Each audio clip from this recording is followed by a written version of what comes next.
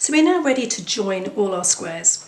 When I designed this pattern, I wanted to play with different stitch techniques and effects, which is why I put the diagonal trellis in sideways at the top, in order to find the contrast of the garter stitch border at the top lying alongside the garter stitch side seams of the other squares. So there's a real mix of stitches, so it looks quite free and not too matched up.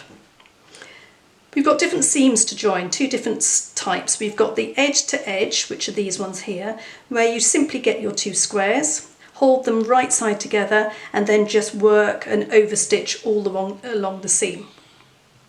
The other squares are slightly different when you've got a cast off edge alongside a side seam. So just let's look at one of those.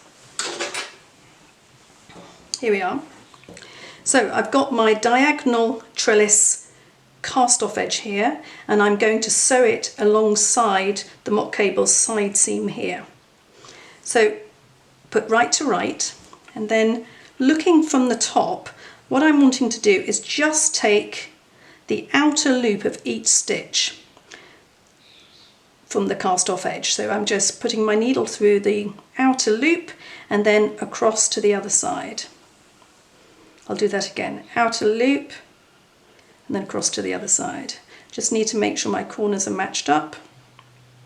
Outer loop and across. And the reason I'm doing this is that when you turn it right side out, you'll see that that clear ridge is still running across the top of your diagonal trellis. You haven't lost that in the seam.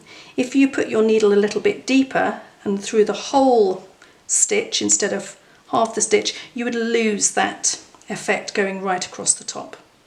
So once I've joined all my squares together and I've got a completed piece, I will give it one more final block and then I'll be ready to join it to my backing fabric.